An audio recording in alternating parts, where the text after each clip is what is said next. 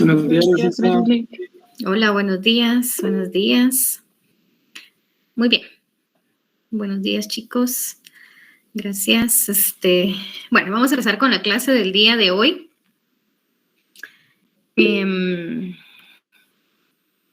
La clase del día de hoy pues va a ser básicamente sobre la elaboración de mermeladas, compotas y jaleas. Los que ya saben bien cómo hacerlo de forma artesanal, pues se les va a facilitar un poquito más la comprensión del tema.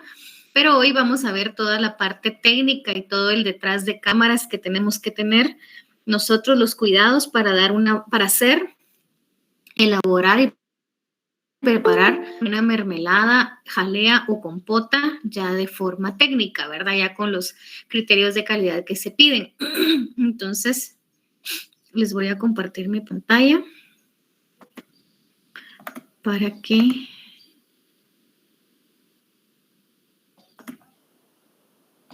podamos empezar con la clase. Muy bien, entonces, como primer punto, tenemos nosotros acá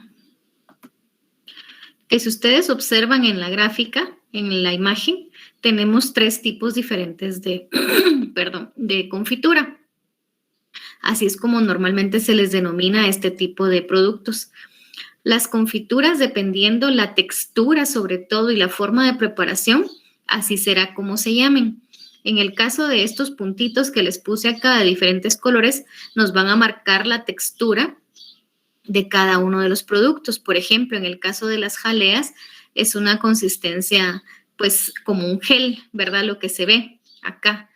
En el caso de las mermeladas es un poquito más espesa porque ya se ven lo que son los trozos de fruta, ¿verdad? Y en el caso de la compota es un poquito más líquida. No es lo mismo una jalea que una compota desde el punto de vista de la preparación y de la concentración también, pues, de algunos nutrientes. Entonces, eso es como parte importante de lo que nosotros observaremos el día de hoy en cómo se elaboran estos productos.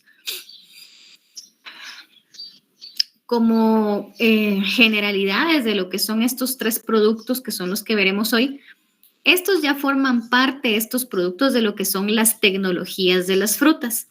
Sin embargo, es parte también de lo que nosotros vimos ayer, que son los tratamientos térmicos. Por eso es que este tema viene antes de lo que es la tecnología de las frutas, si ustedes lo observan en el programa.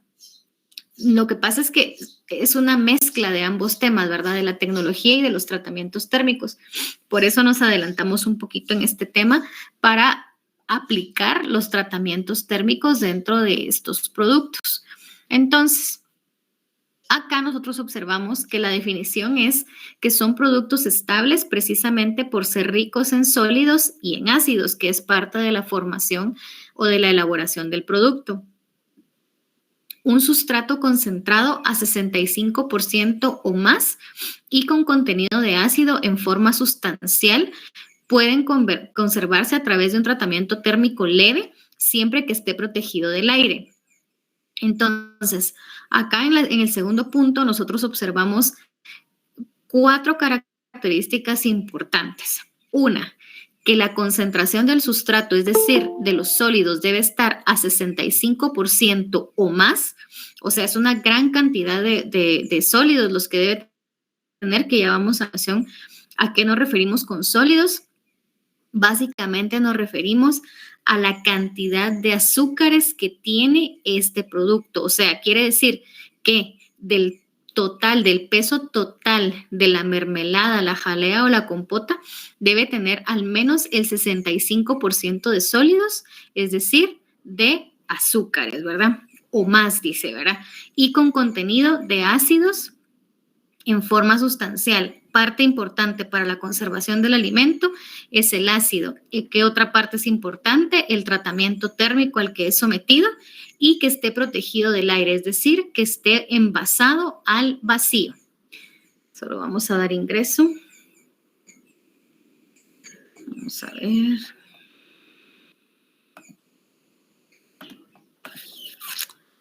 Bueno, entonces,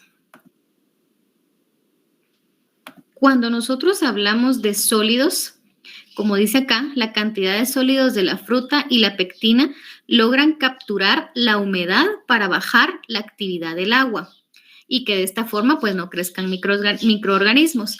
Cuando hablamos de la cantidad de sólidos de fruta nos referimos a la cantidad de azúcares presentes dentro de la fruta, pero específicamente los sólidos, cuando hablamos de sólidos se refiere a los azúcares presentes en función de la cantidad de azúcares totales que pueda llegar a tener.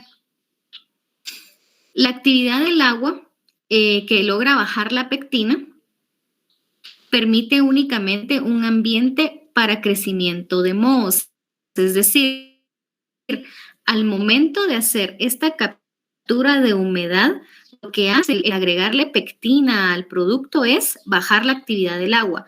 Y lo único que permite con el nivel de actividad de agua que tiene es un crecimiento de mohos si las condiciones de almacenamiento no son adecuadas. Cuando ustedes dejan uno de estos productos fuera de refrigeración una vez abierto, empieza automáticamente el crecimiento de moho. No puede estar mucho tiempo a temperatura ambiente, precisamente porque necesita tener un nivel de actividad del agua no tan elevado, pero sí fuerte en comparación de otros productos, pero sí se logra inactivar con la pectina que crezcan otro tipo de microorganismos.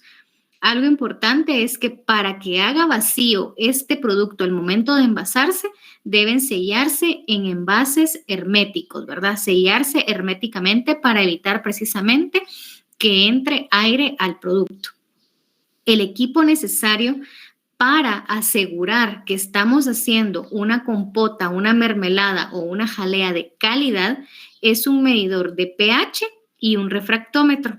Nosotros en casa normalmente cuando hacemos este tipo de productos, pues los hacemos de forma artesanal, ¿verdad?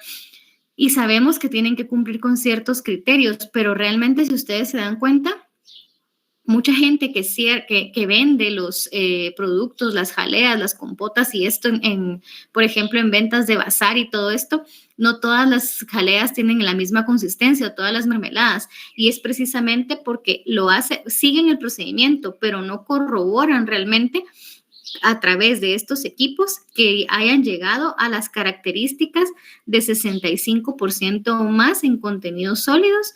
Muchos no usan ácido incluso, ¿verdad?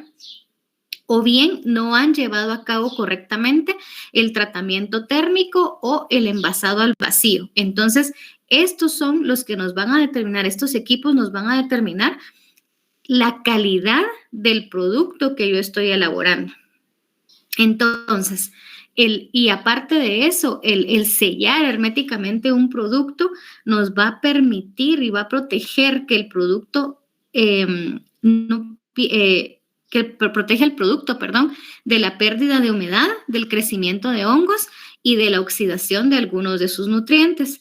En el caso del refractómetro, este nos sirve específicamente para medir, para cuantificar los sólidos totales contenidos en una solución, ¿verdad?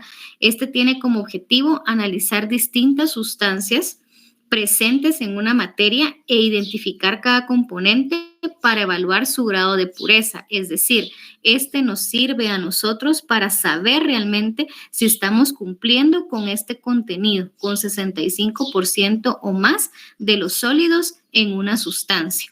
Entonces, quiere decir que el refractómetro es un equipo sumamente importante al momento de hacer este tipo de productos, al hacer todo lo que conlleva fruta, ¿verdad? O vegetales, porque tiene un alto contenido de sólidos que se refiere a azúcares. Solo vamos a dar ingreso a alguien más. Sí, a ver, Mafer. Buenos días, solo una consulta. Cuando habla de actividad de agua, o sea, ¿cuál sería la relación? No sé si sea directa, me imagino que tal vez sí, entre actividad de agua, humedad y crecimiento de hongos. Recuérdate que la actividad de agua es básicamente, dependiendo del nivel, lo que es el agua libre que queda para el crecimiento de microorganismos. Cuando nosotros quitamos humedad a un producto, ahí bajamos la actividad del agua, es decir, bajamos el agua libre que le queda a los microorganismos para crecer. No sé si ahí te queda más claro.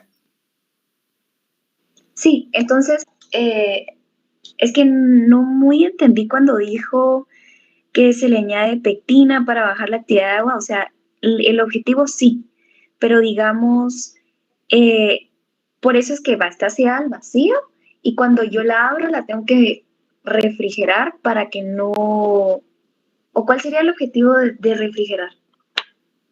El objetivo, bueno, vamos a ver, tal vez ahí se los dije un poco complejo, pero vamos a ver, digamos, cuando tú sellas herméticamente, una vez esté sellado el producto, tú no necesitas refrigerar, lo puedes mantener un tiempo a temperatura ambiente, sí está bien hecho el vacío. Ahora bien, una vez abierto, ya entra aire, por tanto, entra humedad.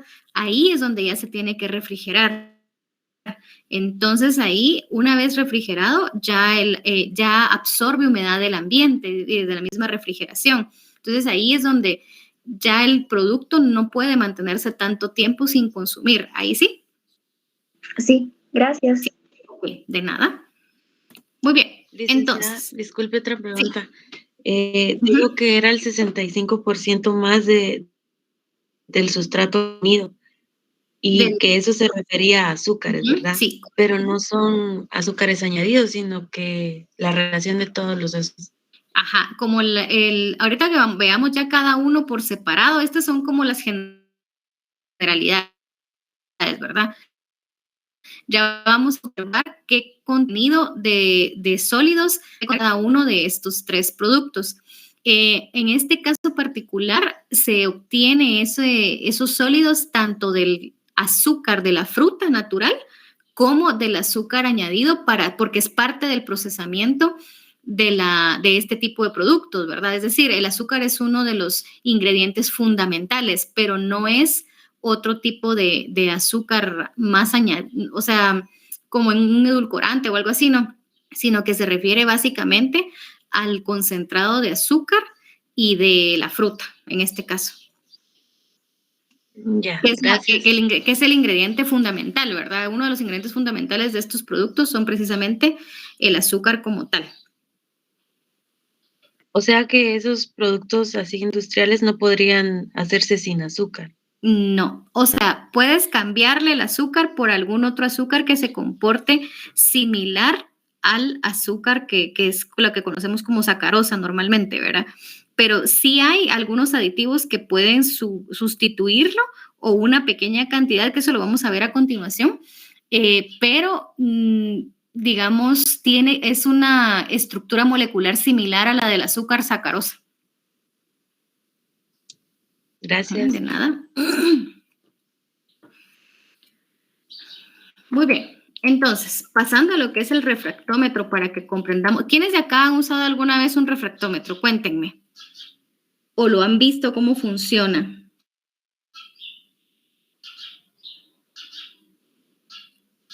No, ¿verdad? Yo creo que esto sí no. Ok. Sí, ¿quién me habla por ahí? No sé si cumple la misma función, licenciada, pero yo trabajé en una óptica y ahí usan un refractómetro. Más o menos, más o menos. Lo que pasa es que el refractómetro se usa para distintas industrias, ¿verdad? Incluidas estas. Pero aquí, pues básicamente lo que nos permite el refractómetro es cuantificar los sólidos totales de una sustancia, que en este caso sería pues el azúcar total de la mermelada, la compota o la jalea, ¿verdad? Pero es más o menos por eso, porque es a través de la refracción de la luz que se mide. Entonces es más o menos, no con lo mismo, pero sí el funcionamiento es similar. Muy bien, entonces, el refractómetro emplea la refracción de la luz a través de un medio que es la muestra de interés asociada directamente con la densidad y la totalidad de sólidos en su suspensión de este. Esta, al pasar por varios prismas, brinda una escala primaria de medición conocida como índice de refracción. El índice de refracción se utilizó para calcular escalas más específicas para este tipo de productos, tales como Brix o el azúcar, ¿verdad? O grados Brix, lo van a encontrar. la densidad específica, el porcentaje de sal, entre otros aspectos que se pueden medir a través del refractómetro. Entonces, dependiendo del refractómetro que tengamos, hay diferentes tipos, ¿verdad? Así podemos nosotros saber cuál nos da un resultado mucho más exacto, ¿verdad? Por ejemplo, este de la parte de abajo es un refractómetro portátil que les brinda una aproximación de lo que es el porcentaje total de azúcares, ¿verdad? En el caso del de arriba, que es un refractómetro de sobremesa, pues es un poquito más exacto porque no se está moviendo y es más automático, ¿verdad? O sea, no depende de la experiencia ni no depende de la experiencia del técnico, digamos, o del medidor, el que está midiendo. En el caso del que está abajo, que es el portátil, sí depende de la persona que haga correctamente la lectura, ¿verdad? Entonces, para exactitud, el de arriba, ¿verdad? En el caso nuestro, nosotros en el laboratorio sí tenemos estos portátiles, que son los que normalmente se utilizan cuando ustedes hacen estas prácticas. Y pues como ustedes sí aprenden a usar el refractómetro, pues es una lectura bastante exacta la que nosotros llegamos a tener. En este caso particular, debemos comprender que cada producto tiene un índice de refracción propio, ¿verdad? Porque tiene características muy particulares, entonces tiene distintas aplicaciones. Específicamente en la industria alimentaria se utiliza para la producción de alimentos, se utiliza para fabricación de vino, para ver también verificación de pureza de aceites esenciales, también para la cervecería, también, ¿verdad? Se utiliza para medir el grado de concentración en la cerveza, en la malta y todo esto, ¿verdad? Entonces, realmente su uso es bastante versátil, ¿verdad? Entonces, es uno de los equipos que más se utiliza para la industria alimentaria. Entre las funciones que tenemos del refractómetro en la industria alimentaria, pues tenemos que mide las constancias específicas en una solución, determina el grado de madurez de un fruto a través de la concentración de sus azúcares. Ustedes pueden colocar ahí unas cuantas gotitas de la fruta, por ejemplo, o trocitos de la fruta y les mide la concentración de azúcares y eso va a determinar el grado de madurez que tiene. Esto se usa mucho, sobre todo para cuando se hacen algunos productos como es el caso de las mermeladas y las jaleas y esto, porque necesitan un cierto grado de madurez de la fruta para poderse procesar. Si hay frutas muy verdes o muy maduras, por ejemplo, si se usa para la mermelada una fruta que tenga pedacitos ya fermentados y hay gente que dice, solo le quitamos el pedazo y ya está, eso automáticamente les cambia el sabor y la calidad de su producto, ¿verdad? Por tanto, es bien, o sea, esto sí es como un criterio de calidad bastante fuerte de determinar el grado de madurez del fruto para saber realmente si puede ser utilizado o no para la mermelada o la jalea que yo quiero trabajar. Eso no quiere decir que las grandes empresas pierdan, ¿verdad?, sus productos si se les llegan a madurar o a fermentar, sino que realmente lo que se hace es que se utilizan para otro tipo de productos que no interfieran con el sabor o la calidad de los productos base de ellos, ¿verdad? También nos ayuda a medir la calidad de un producto determinado en un punto del proceso de producción. Confirma la pureza de una sustancia y se define el punto final de un proceso productivo. Es decir, se sabe aquí en qué momento ya está lista la mermelada o la compota o la jalea para saber cuándo parar la cocción. Esto lo vamos a comprender un poquito más cuando veamos ya a detalle qué es cada uno de los productos que vamos a ver. Sin embargo, les presenté antes lo del refractómetro porque para que vayamos entendiendo cómo nos mide y qué es lo que nos mide el refractómetro, ¿verdad? Entonces, así lo vamos comprendiendo mejor. La medición para en este caso, ver el punto final de cocción y para ver el grado de madurez de una fruta, pues lo que se utiliza es la unidad de medida de los grados Brix. El índice de Brix o grados Brix o porcentaje Brix, como lo pueden encontrar, permite saber cuál es la proporción de azúcar, es decir, los sólidos solubles presentes en frutas, zumos, vinos y algunas bebidas suaves. El grado Brix va a fluctuar en relación a la temperatura. Debe estar a una temperatura adecuada al momento de la medición. se pide más o menos una temperatura de unos 20 grados centígrados para que nos dé realmente el valor real y correcto de la concentración de sólidos solubles o azúcares, ¿verdad? Los ácidos también influyen en el valor de grados Brix, disminuyendo la lectura, es decir, no nos quiere decir que tenga menos porcentaje de azúcares, sino que la presencia del ácido va a disminuir la lectura al momento de verlo, ¿verdad?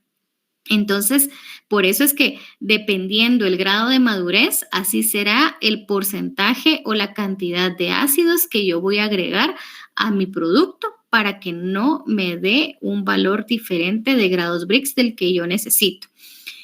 Acá, para hacer la relación, 1 grado Brix es igual a 1 gramo de azúcar en 100 gramos de solución. Entonces, así es la referencia, ¿verdad? 1 grado Brix se refiere a 1 gramo de azúcar. También los grados Brix se pueden medir a través de otros equipos, como son los hidrómetros, los pignómetros, el refractómetro óptico, el refractómetro digital o manual, que es el que vimos anteriormente, y el densímetro digital. Hay diferentes tipos, vamos a ver cuáles son los equipos a continuación, pero realmente el más utilizado porque tiene múltiples ventajas es precisamente el refractómetro. En las industrias tienen muchas veces los de sobremesa porque incluso esos refractómetros ya tienen softwares para poder tener los datos o las bases de datos en la computadora, ¿verdad? En cambio, los manuales, pues pues hasta tanto la lectura como el registro de los datos tiene que ser manual, ¿verdad? Este sí no tiene ningún software para poderlo poner ahí. Hay que entender algo bien importante. La proporción de azúcar que mide el grado Brix es específicamente el azúcar sacarosa, ¿verdad? Ese es el que mide, ese es el que nos va a dar. Si, por ejemplo, queremos medir fructosa, no nos da una lectura real porque no es eso lo que mide el grado Brix. El grado Brix lo que mide es azúcar sacarosa. O sea, ese es el contenido de sólidos, ¿verdad? Que nos está midiendo. Por ejemplo, también en el caso de la temperatura, como dice acá, ¿qué pasa si está a una temperatura más alta o más baja? Bueno, el resultado de grados Brix de una muestra fría siempre será más alto que el de la misma muestra a temperatura ambiente. Sí, ¿quién me habla por ahí? Yo, Vera. Vera, adelante. Solo con una consulta. ¿Y el de azúcar, así como fructosa? En el caso del grado Brix, no, solo sacarosa. O sea que sí, así como la lactosa, fructosa y todo eso no lo mide. No. Si en dado caso lo tiene. Sí, no lo mide, solamente este. Ah, ok. Licenciada. ¿Sí? Disculpe, ¿podría repetir lo que estaba diciendo la temperatura, por favor? Sí. En el caso de la temperatura, la muestra debe estar a temperatura de 20 grados centígrados. Si estuviera más fría, el grado Brix será más alto que el de la misma muestra a temperatura ambiente, o sea, a temperatura de 20 grados centígrados, porque al final la temperatura hace que varíe tanto el grado porque lo pone como más denso. ¿Ahí sí? Sí, muchas gracias. Ok, muy bien. En el caso de los refractómetros portátiles, tenemos nosotros también que estos, la gran limitante que tienen es que no poseen un termostato. Nosotros vemos en la figura acá del lado derecho y observamos acá, si ustedes observan, ven acá en la parte esta que este sí tiene un termostato porque ahí dice la temperatura a la que está la muestra, que es 20.3 grados centígrados. Sin embargo, estos refractómetros, como el que yo les mostré en las diapositivas anteriores, no tienen un termostato. Entonces, lo que hay que hacer es esperar a que la muestra esté a 20 grados centígrados exactamente para hacer la medición con el refractómetro, ¿verdad? De lo contrario, nos puede dar una lectura errónea. Pues en las industrias los que tienen muchas veces son estos, ¿verdad? Precisamente porque estos ahorran tiempo y ahorran dinero en cuanto a que están seguros realmente, porque es como en automático, ¿verdad? Porque ya se sabe a qué temperatura está la muestra para poder medir el grado Brix. Entonces, esa es una parte importante a tomar en cuenta, de que la temperatura adecuada debe ser a 20 grados centígrados. Y si no tengo yo un refractómetro que tenga un termostato, tengo yo que esperar esa temperatura para hacer mi medición. Muy bien. Acá tenemos entonces cuáles son los instrumentos para medir los grados Brix. El hidrómetro, pues tiene entre sus aplicaciones que es un control rápido del valor de Brix, pero a través de la densidad. Es adecuado para muestras como vinos, cervezas, zumos, debido a su rango limitado, debido a su rango de medición limitado, ¿verdad?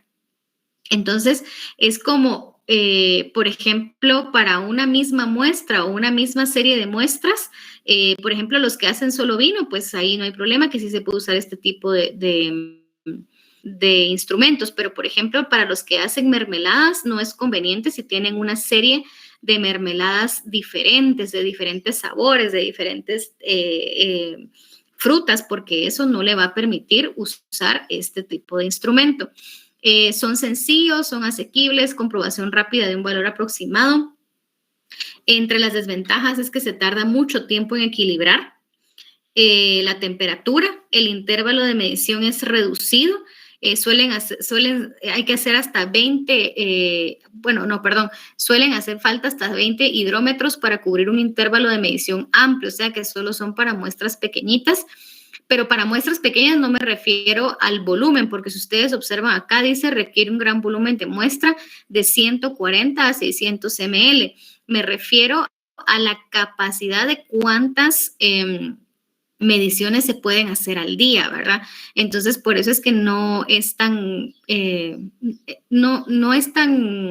común su uso, precisamente por esto, porque si se tienen que hacer muchas muestras, no se pueden hacer tantas al día, ¿verdad? Está también el pignómetro, que son propósitos, que su propósito es el control, ¿verdad? Que son precisión, que es la precisión específicamente. Laboratorios, se utiliza específicamente para laboratorios pequeños, pero no son para muestras que requieren mucho volumen. Sus propósitos son específicamente educativos. Tiene un control de producción de precisión para laboratorios analíticos, pero no son adecuados para muestras caras, ya que se requiere un gran volumen. También son bastante sencillos de manejar, pero pues todos estos sí requieren de la medición y son, dependen de la habilidad del técnico para hacer una buena medición. Se calibran a una temperatura determinada, que son 20 grados centígrados, ¿verdad? Debe calcularse la densidad, el volumen de muestra que se requiere son 25 mililitros y la medición requiere de mucho tiempo porque se necesitan hasta 25 minutos por muestra. En el caso del hidrómetro, pues como bien dice acá, no es adecuado para muestras caras, igual que este pignómetro, ¿verdad? Precisamente por la cantidad de muestra que se requiere utilizar. Este hidrómetro también es muy frágil, es muy fácil de romper, por tanto no es tan aconsejable el uso si la persona no está bien capacitada para utilizarlo. En el caso del pignómetro,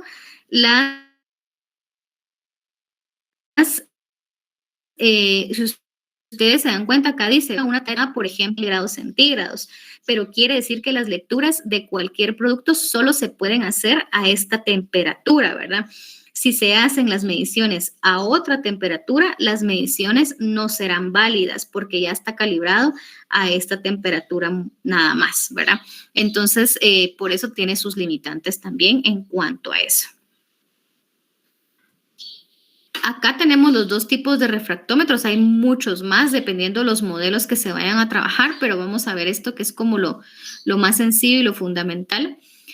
En el refractómetro óptico, pues tenemos el control rápido de un valor de índice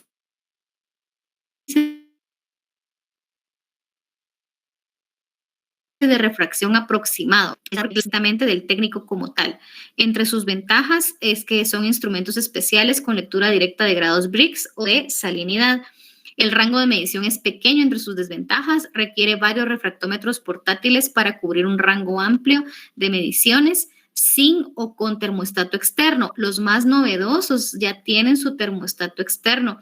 Si ustedes observaron en la diapositiva anterior, que cuando les puse y les señalé la gráfica acá donde estaba el termostato, ese ya es uno de los refractómetros portátiles que sí tienen termostato, ¿verdad? Pero, por ejemplo, este que ustedes observan acá chiquito, ese no tiene termostato, entonces hay que calcular o hay que esperar a que la temperatura baje a 20 grados centígrados para lograr hacer la medición.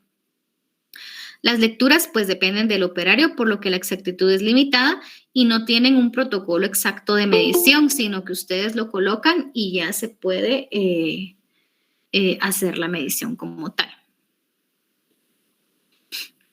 Solo voy a dar ingreso, disculpen.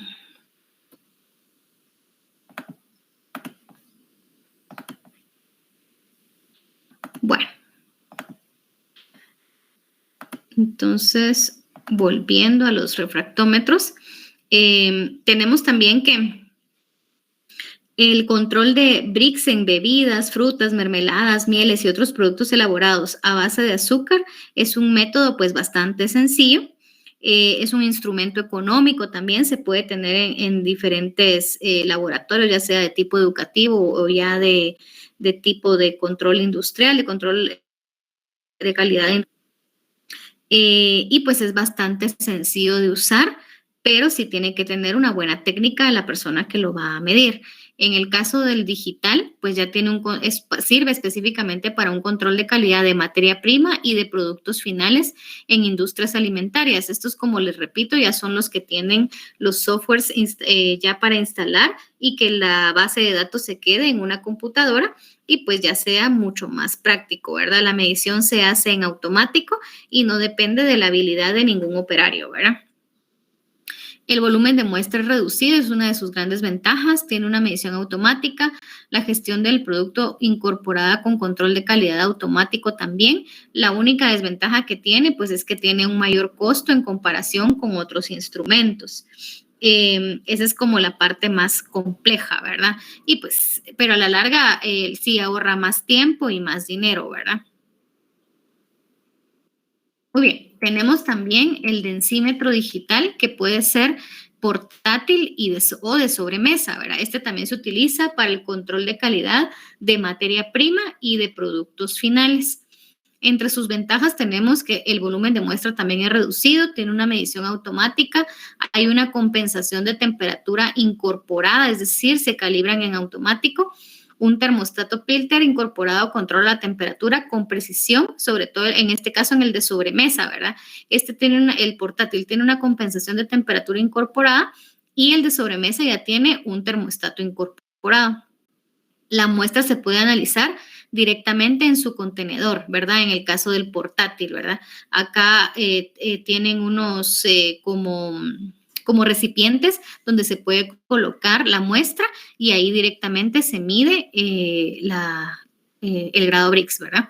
Estos son más caros que los hidrómetros y los pignómetros. Los densímetros portátiles no tienen un termostato, como se menciona acá, solamente la compensación de la temperatura.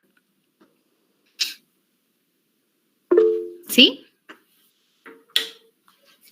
Licenciada, entonces para esto no necesitamos tener una temperatura específica, sino que solito se ajusta y ya nos va a dar el resultado. Sí, digamos, o sea, tú vienes y él lo que va a hacer es que al medir tú ingresas la muestra y te va a dar la temperatura que tiene. Tiene que estar siempre a 20 grados centígrados, pero esta misma se va a ir ajustando, digamos. No es como que uno tenga que estar esperando a que se enfríe, como es en el caso de los que no tienen termostato. O sea que como que, digamos, si mi muestra está más fría, la lleva hasta 20 o si está más caliente, la baja. Más que todo funciona cuando la temperatura está más alta. Cuando está muy baja, lo que te va a indicar es que tiene que estar a otra temperatura. O sea, no es que la caliente, sino que él te va a indicar que tienes que modificar la temperatura de tu producto que vas a medir. Ah, ya, o sea, me da temperatura y ya veo yo si la tengo que calentar o Ajá. enfriar. Exacto, sí, Ah. porque, o sea, no es que te lo caliente o te lo enfríe, porque digamos en el caso de los otros, como es este caso de los refractómetros estos, ahí tú tienes que hacer la medición por aparte y la medición de la temperatura por aparte y luego ya meterla, o sea, tú calculas, digamos, que ya está esa temperatura y él te va a hacer la medición, pero la que tiene que estar segura que está esa temperatura eres tú. O sea, para tú saber si realmente la temperatura es, el grado Brix es exacto o no. O sea, estos portátiles lo que sucede es que ellos te van a hacer la medición independientemente de a qué temperatura esté, pero para que tú sepas que está correcta, eres tú la que debe medir la temperatura del producto por aparte. En cambio, en el caso de los que ya tienen un termostato, no te van a medir el grado Brix si no está a la temperatura de 20 grados centígrados. Yo creo que ahí está mejor. Sí, gracias. Sí, ¿verdad? Ok, muy bien. Bueno, entonces, acá vemos nosotros que cuando tenemos la medición de los grados Brix, todos estos instrumentos de medición que tenemos, dice acá, ¿verdad? Si tengo una solución de sacarosa al 20%, el Brix por densidad me va a dar 20%, porque lo que mide específicamente es sacarosa. Si es por refractometría, el resultado va a ser exactamente el mismo, porque todo es sacarosa, ¿verdad? Pero, por ejemplo, por aquí viene la respuesta a lo que me preguntaba Vera. Y si tiene otro tipo de azúcar, ¿qué mide? Bueno, lo que pasa es que sí les va a hacer la medición, pero no van a estar ustedes totalmente seguros de que lo que tiene es sacarosa, porque no se trata solo de sacarosa, sino de una mezcla. Entonces, nosotros acá nos va a variar si medimos con un instrumento o con otro. Por eso es que para medir este tipo de azúcares se utilizan otro tipo de instrumentos si queremos saber específicamente qué tipo de azúcar necesitamos. El Brix, el grado Brix o lo que son estos refractómetros o estos otros equipos que les mencioné anteriormente, solo me van a medir con exactitud de sacarosa. En cualquiera que yo mida tiene que ser igual, pero si existen estas variaciones es porque el producto tiene otro tipo de azúcares que no son sacarosa o que no se parecen a la estructura molecular de la sacarosa como tal. No sé si ahí te quedó claro, Vera.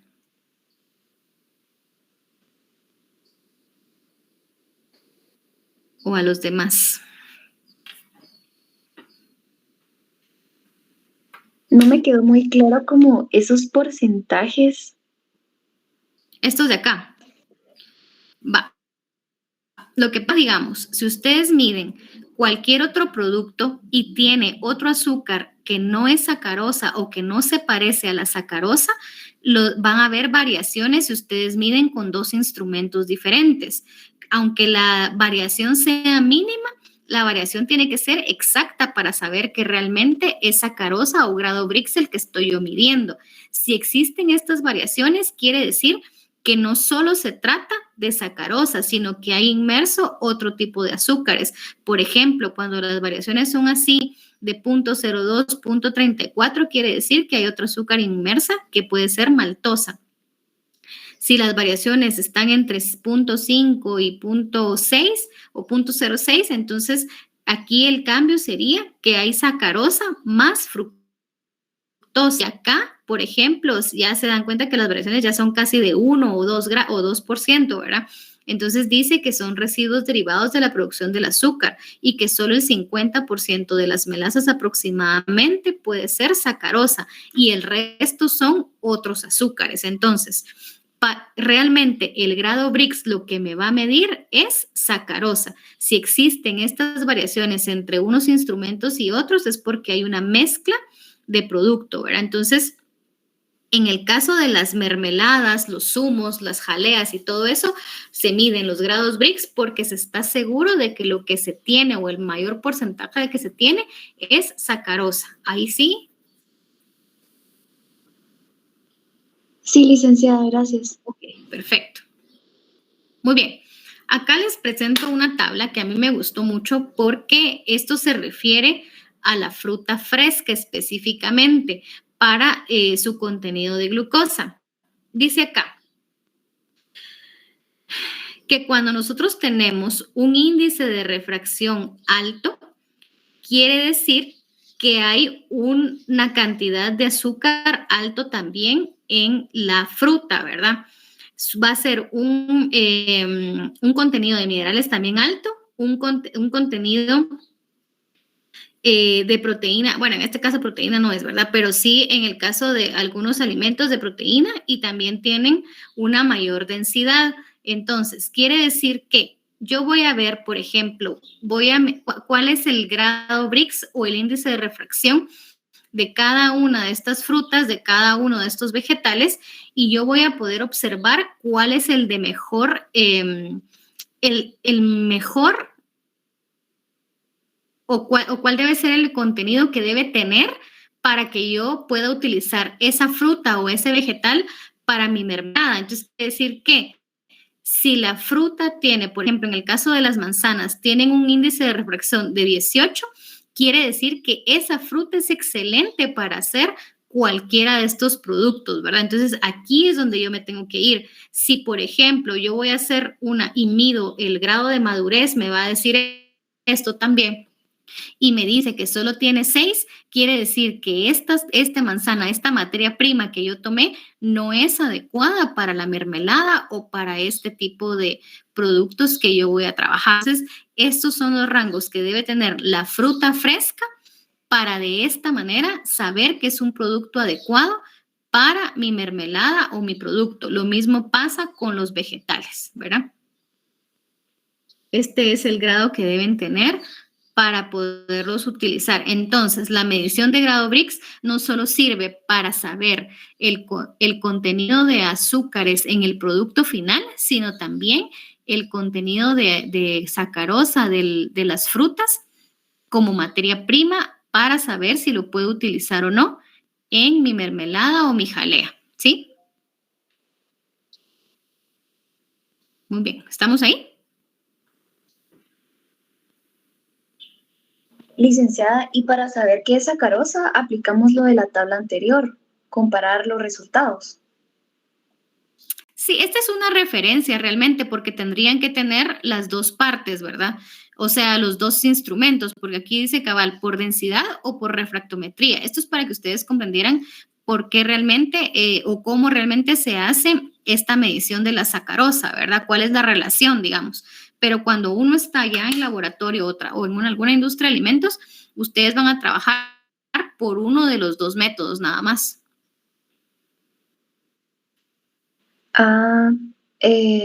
Sí, es que como estamos hablando de...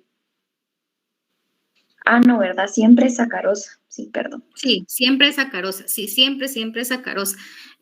Acá en esta tabla que les puse es nada más para que ustedes vieran que realmente en este caso particular, digamos, si es sacarosa, el dato va a dar como exacto, digamos, o sea, no les va a dar 20.3, 20.5 o digamos que tuviera 50% de sacarosa, no les va a dar 5.10, sino que les tiene que dar 50.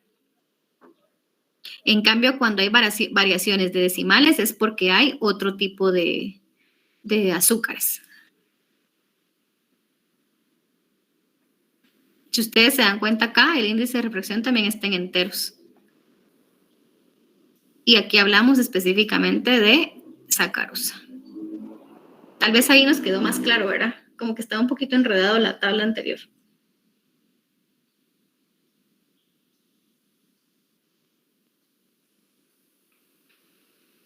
Muy bien. Bueno, entonces estamos ahí con eso, chicos, con lo anterior. Sí. Sí, ok, perfecto. Muy bien, entonces veamos la elaboración de las jaleas. Vamos a entrar directamente a lo que es la elaboración de las jaleas y vamos a observar nosotros que en el caso de la jalea, pues es la confitura elaborada por concentración del jugo filtrado de frutas o de extractos acuosos filtrados de frutas u hortalizas con distintos azúcares. Acá en este caso particular, nosotros tenemos que, si ustedes observan, para hacer la jalea, lo que se utiliza es el jugo filtrado de la fruta, ¿sí? Esta es la clave, jugo filtrado de la fruta, para que me dé la consistencia que yo quiero, que es de un gel. Entonces, los 4 ingredientes importantes o básicos, aparte de la fruta, es la pectina, el ácido, azúcar y agua. Por azúcar es el azúcar blanca, la que conocemos comúnmente, ¿verdad? El azúcar que usamos nosotros.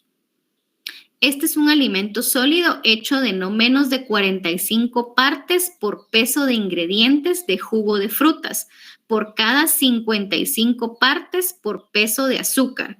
Quiere decir que 45% es de fruta y 55% es de azúcar. Entonces aquí podemos observar nosotros quién es el principal ingrediente, ¿verdad? Porque es el del mayor porcentaje. Esta jalea, para hacer una jalea de calidad, no debe tener menos de 65% o 65 grados Brix de sólidos solubles, es decir, de azúcar sacarosa, ¿verdad? El punto final será cuando marque el refractómetro 68 grados Brix y debe detenerse ahí la cocción. Dan el rango de 65%, pero en realidad la jalea de mejor calidad será la que esté a 68 grados Brix, que es donde yo debo de tener la cocción. O sea, entonces, eso lo vamos a ver en el procesamiento, pero para que tengan ya en mente estos porcentajes o estos grados Brix, recuérdense que es o por ciento, grado Brix, exactamente lo mismo. Se puede agregar pectina o ácido y algunos saborizantes.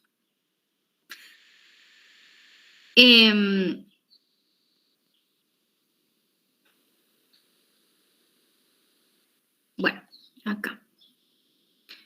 Luego tenemos la jalea, lo que hace es una formación de un gel. Su estructura es propiciada precisamente por la concentración de la pectina utilizada.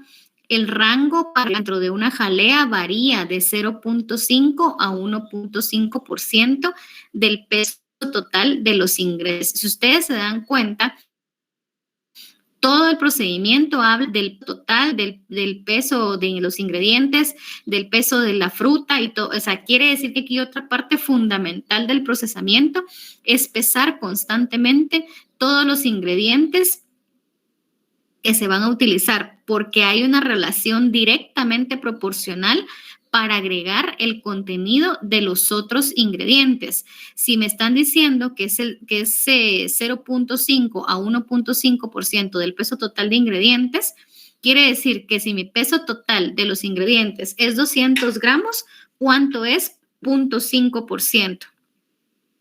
A ver, ¿quién hace ahí la referencia? Si yo tengo 200 gramos de ingredientes y quiero sacar el porcentaje de pectina que voy a agregar, ¿cuánto será? 3 gramos. Exactamente, eso es lo que hay que agregar de pectina. Y si yo quiero un poquito más o necesito un poco más, lo máximo que puedo agregar es 1.5%.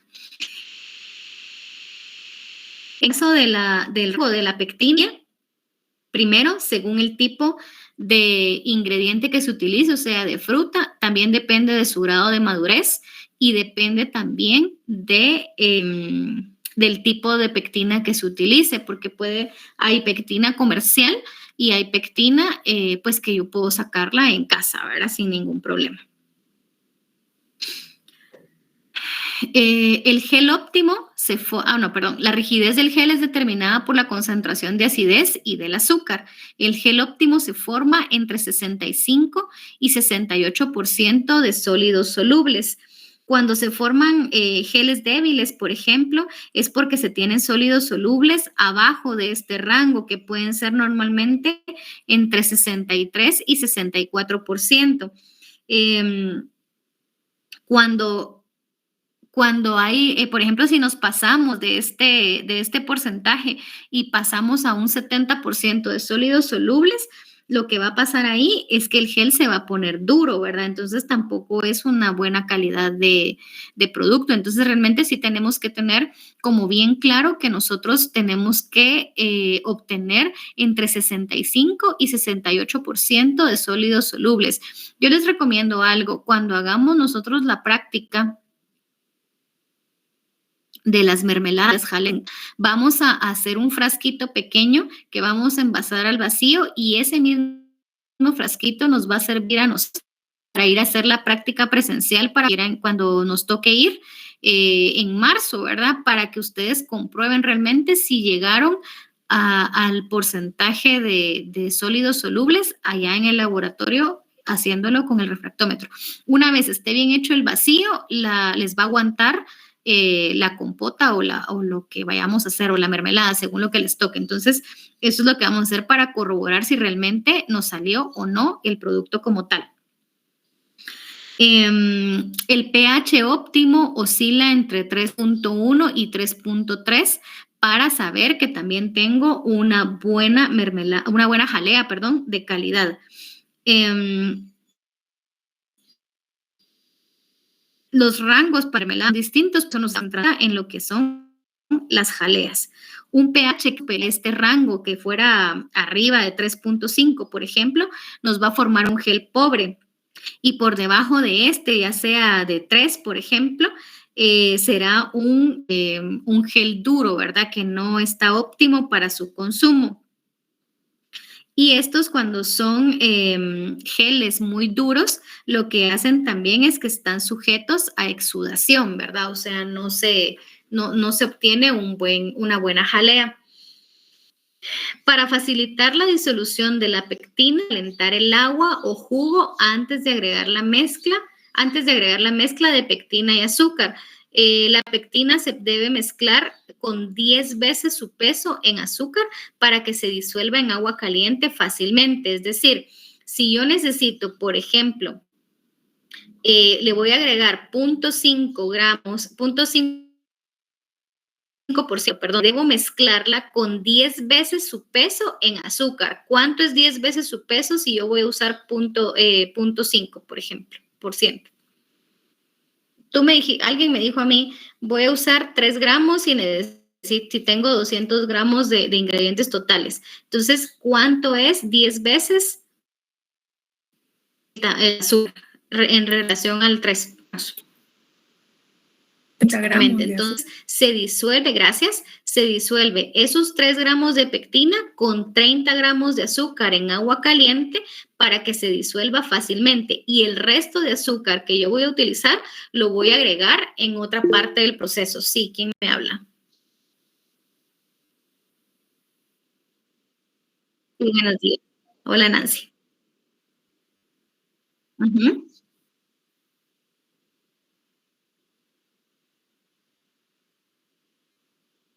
Sí.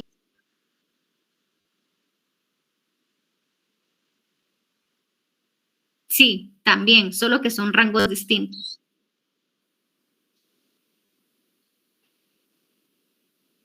Sí, sí me escuchaste, ¿verdad? Ah, ok. Ah, ok, muy bien. Adelante. Licenciada, lo que decía del pH, que dijo que si era menor a 3.1, es que no sé si lo apunté al revés. Si es menor a 3.1, se pone duro y está sujeto a exudación. Exacto, así es. Y si está arriba, queda cobre. Sí, es un gel pobre, o sea que no está bien formado, que está como aguadito, que no se gelificó. Esa es la función. Gracias. De nada. Muy bien. Entonces, la pectina normalmente se agrega, algunos los agregan y otros no, pero últimamente en la parte de los procesamientos más modernos sí se utiliza la pectina específicamente porque muchos o la mayoría de jugos son deficientes en ella. Y por tanto no se formaría bien la gelificación si no agregamos la pectina, ¿verdad? La pectina siempre se debe disolver con agua, como vimos acá, porque si no se disuelve bien, lo que va a hacer es formar grumos y eso no nos va a permitir filtrarlo o que se disuelva bien cuando ya hagamos todo el procesamiento de la jalea como tal.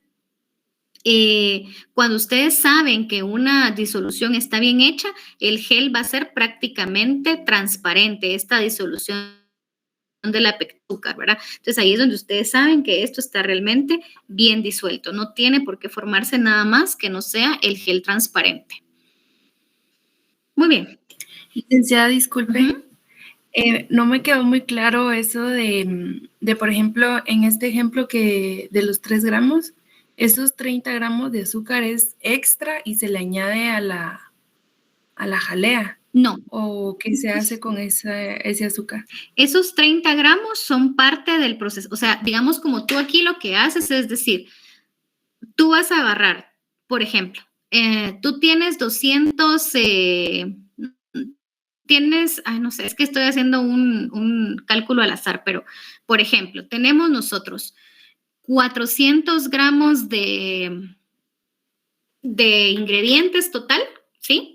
Y de esos 400 gramos, quiere decir que, se recuerdan que aquí vimos, ¿verdad? Que de esos 400 gramos, 45% va a ser el peso del jugo de frutas y el 55% será el peso del azúcar. ¿Se recuerdan que eso sí lo vimos antes, verdad? Sí. Va. Entonces, quiere decir que de esos 400 gramos, yo tengo que el 55% es azúcar, ¿sí? Ya vi dónde. Entonces, si de esos 55% de azúcar, yo agarro 30 gramos para agregárselos a la pectina. No es adicional, sino es de los mismos ingredientes que yo ya tengo pesados. ¿Ahí sí? Ya, ahora sí. No me acordaba de esos porcentajes. Okay. Gracias. Muy bien, de nada. Ok. Muy bien, ahora tenemos las pectinas, pues se pueden dividir en diferentes formas. Hay una clasificación específica que es la gelificación rápida, que se utiliza específicamente para mermeladas y conservas, y la gelificación lenta, que se utiliza para jaleas. Así es como es la clasificación común comercial. También se puede encontrar como libras de jalea terminada. Esto me quiere decir que producirá una libra de pectina pura, ¿verdad? Dependiendo las libras de jalea terminada que yo tenga. Pero esto es lo que me quiere decir. La pectina comercial más común es la de grado 100, así se llaman, así se denominan. ¿Y qué significan cada una? Bueno, significa que en este caso la pectina comercial me dice que, aquí en la parte aquí de abajo se los pongo, una libra de pectina producirá una jalea perfecta en condiciones de 65 grados Brix con un pH óptimo con 150 libras de azúcar. Quiere decir que este 150 lo que me dice es que para este grado comercial o este grado de 150 yo necesito 150 libras de azúcar para la libra de pectina. Es decir, me van a vender, una libra de pectina comercial donde yo voy a necesitar 150 libras de azúcar para hacer una jalea perfecta en condiciones controladas. La de 100 me va a decir que es una libra la que necesito de pectina para 100 libras de azúcar. O sea, ya están de tal modo modificadas o preparadas que eso es lo que me dice este grado que aparece acá. No sé si me explico. Victoria, volver a repetir. Ok. Dice que este grado alimentario que aparece acá, que es de 150 y de 100, me dice que una libra de pectina producirá una jalea perfecta en condiciones de 65 grados Brix a pH óptimo con 150 libras, si uso la de grado 150. Pero si uso la de grado 100, me dice que lo mismo, ¿verdad? 1 libra de pectina producirá una jalea perfecta en condiciones de 65 grados Brix a pH óptimo, pero con 100 libras de azúcar, dependiendo cuál use. Más común es usar esta de grado 150. Sí, adelante.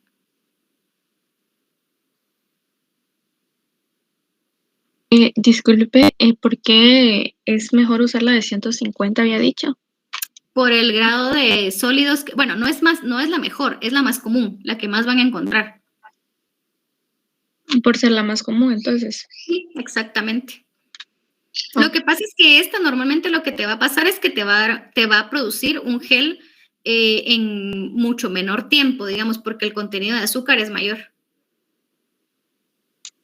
Está bien, gracias. Sí, ok. Otra forma, bueno, algo importante acá que no les dije que se me pasó, es que en el caso de las pectinas de gelificación rápida, reducen la probabilidad de que el componente de fruta suba a la superficie antes de que el gel se forme y se endurezca. En el caso de la gelificación lenta, pues lo que hace es que una vez ha adquirido cierta consistencia la jalea, aunque no ha terminado de endurecer, es menos probable que la manipulación de los frascos dañe la textura o la firmeza de la jalea. Entonces, quiere que nosotros necesitamos una gelificación mucho más rápida en el caso de las mermeladas y conservas, porque estas tienen tienen fruta entera, mientras estas, como no tienen, sino que lo que tienen son jugos, necesitamos una gelificación más lenta para que no se rompa la textura de dicho producto.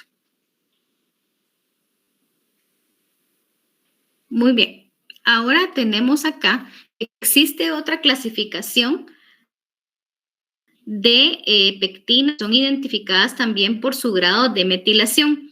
La gelificación lenta es igual a grado de metilación entre 60 y 65%, y la gelificación rápida es igual al grado de metilación de 68 a 70%. Entonces, la encuentran de estas formas, como GM6065, GM6870, o bien como pectinas de gelificación rápida o gelificación lenta, que es lo mismo, ¿verdad? Lo que cambia es el nombre comercial.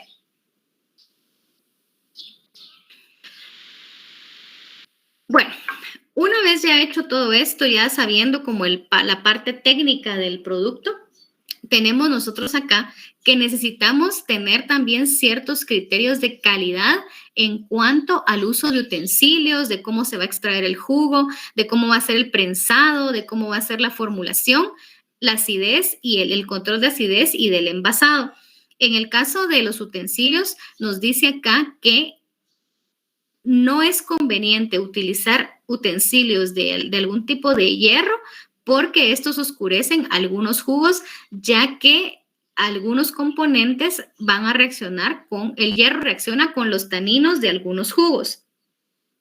Entonces, el problema acá es que al entrar en contacto los utensilios de hierro con algunos jugos, alguna parte del hierro de esos utensilios se disuelve en el jugo y reacciona específicamente con estos componentes que son los taninos, produciendo un jugo de color café a café oscuro, lo cual ya no será nada atractivo para el consumidor final. Por ejemplo, hay también otros utensilios que son de cobre y estaño. Estos afectan el sabor y el color del jugo como tal. Tampoco deben utilizarse los que son galvanizados, que tienen zinc, precisamente por los niveles tóxicos de zinc que puedan presentar al entrar en contacto con altas temperaturas, ¿verdad? Cuando se está haciendo el proceso de la jalea. Se puede utilizar aluminio incluso, pero sin embargo es recomendable porque pueden producir algún oscurecimiento en cuanto a los jugos como tal. Entonces, los utensilios que mejor se adaptan y que son más confiables y seguros para utilizar son aquellos hechos con acero inoxidable. Luego tenemos que para la extracción de jugo hay que tener o hay que ver la etapa de maduración de la fruta para hacer una buena extracción. Como les repito, si están muy maduras o están muy verdes o ya están un poco fermentadas, el sabor va a variar muchísimo. Por eso es que parte importante de una calidad de jalea es el sabor, el control de azúcar, los niveles de pectina, que van a variar según el grado de madurez de la fruta como tal. Por tanto, la fruta debe darse de la fruta fresca, es decir, la compro hoy y mejor si hoy de una vez extraigo el jugo y no la dejo almacenada ahí por mucho tiempo. Entre menor sea el periodo de ebullición de las frutas, mejor será el sabor de la jalea, ¿verdad? Eso es como bien importante. La fruta pues debe ser calentada únicamente por el tiempo necesario para que no se ponga, para que no tenga un sobrecocimiento, ¿verdad? Para que no se ponga aguada, sino que es únicamente para suavizar la fruta y que ésta permita la extracción del jugo para que no se vuelva pastosa y pues aguadita, ¿verdad? Ya que de esa forma, si nosotros tenemos una fruta con sobrecocimiento, lo que va a provocar es un jugo turbio, un jugo que no es agradable para el consumidor y también será difícil que la pectina se pueda filtrar porque pues va a formar grumos, ¿verdad? Por un sobrecalentamiento, entonces tampoco es tan bueno. En el caso del prensado, una vez que se ha extraído el jugo, lo que se hace es un filtrado y se utilizan estos filtros prensas que se denominan rack and cloth. Estos son como, no sé si ustedes han visto o conocen estos mesh que se les llama, que son como lo que utiliza incluso los coladores como tal, los que nosotros vemos.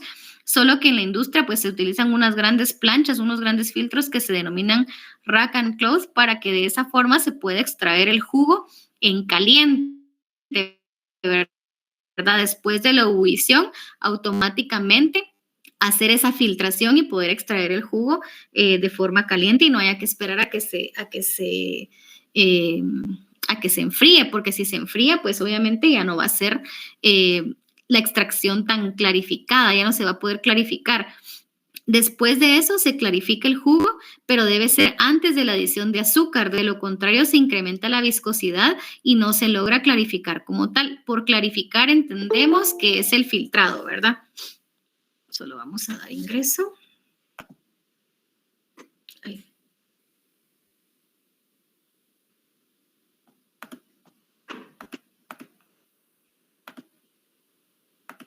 Muy bien.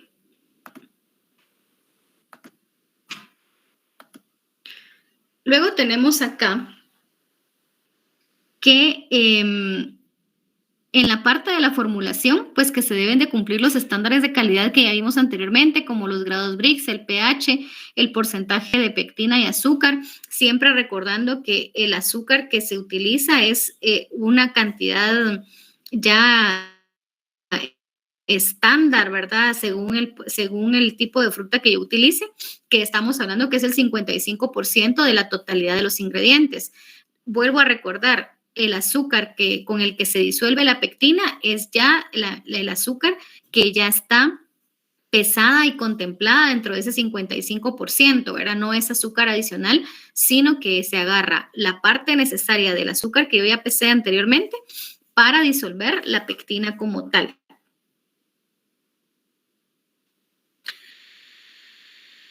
Luego dice, el jugo clarificado debe ser calentado rápidamente, se agrega la pectina agitando vigorosamente al jugo de fruta caliente, pero que no esté hirviendo. La temperatura tiene que ser entre 76 y 82 grados centígrados, puesto que si ustedes van a formar grumos, ¿verdad? Entonces, por eso tiene que ser una temperatura bien establecida.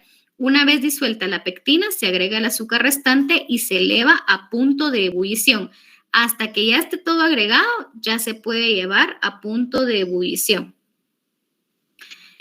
Luego, pues se adiciona el ácido cítrico a la jalea después de la ebullición. Eso es bien importante que sea después, precisamente porque esto minimiza la gelificación prematura Y la hidrólisis de la pectina, si ustedes lo agregan antes, no les va a funcionar y se va a volver algo muy grumoso, ¿verdad? Luego ya se envasa en recipientes herméticos de vidrio, así como está caliente, ¿verdad? Se llenan con la jalea hirviendo y precisamente porque está hirviendo la jalea, no necesita pasteurizarse. El llenado debe ser hasta el 90% de capacidad del envase. No lo deben de topar, porque si ustedes lo topan ya no le dan chance a la jalea que se pueda realmente hacer la gelificación correcta. Se debe cerrar con tapadera para que haga vacío dentro de los 2 o 3 minutos siguientes al terminado de llenar. Si ustedes lo hacen después de este tiempo, ya el proceso ya está siendo modificado y puede que no haga el vacío, ¿verdad? Entonces, por eso es bien, bien importante entender así como está. Sí. ¿Qué se añadía primero, el ácido o la pectina? La pectina antes de que hierva, antes de que llegue a ebullición. Una vez agregada la pectina, se lleva a ebullición. Cuando ya está después de que ha ebullido, se agrega el ácido cítrico. Gracias. De nada. Muy bien. Ahora vamos a pasar a lo que es la elaboración de mermeladas. Acá ya nos vamos a ir un poquito, no porque no sea importante, sino porque ya vimos toda la parte fundamental que nos ayuda a entender cómo es el proceso de la mermelada y el proceso de las jaleas y el proceso de las compotas. Entonces, esto ya es un poquito más rápido, pero porque el procedimiento realmente es muy similar. Lo que cambia es una parte de la preparación. Entonces, tenemos acá que las mermeladas son confituras de consistencia untable elaboradas, ojo acá, por cocción de frutas u hortalizas con distintos azúcares. El producto se presenta como una mezcla de componentes de frutas enteras o en trozos. La jalea era jugo, esto ya es una fruta entera o en trozos, ¿verdad? El punto final de la mermelada será cuando marque 65 grados Brix, momento en el cual se debe pararse la cocción y el pH debe ser 3.5 para garantizar la conservación del producto. Recuérdense que la jalea decía que era entre 65 a 68 y que lo mejor era llevarla hasta 68, mientras que la mermelada no debe pasar de 65 grados Brix, tiene que quedarse hasta ahí. El pH de la jalea era de 3.1 a 3.3 y decía que si pasaba hasta 3.5 ya se ponía en un gel duro, ¿verdad? Entonces, quiere decir que acá, en el caso de la mermelada, yo sí necesito un pH de 3.5 para garantizar la conservación del producto, precisamente porque los componentes están más enteros o están en trozos. Una verdadera mermelada debe tener una apariencia bastante brillante, similar al color de la fruta fresca natural. Eso sí es importante para que sea atractivo, ¿verdad? Debe también llegar a un punto de gelificación que no tenga mucha rigidez, sino que esté realmente suave y que pueda ser untable, ¿verdad? Eso sí es importante, ¿verdad? Para que se pueda extender perfectamente por la superficie de algún otro producto donde yo la vaya a utilizar. Entonces, ¿dudas hasta acá o vamos bien?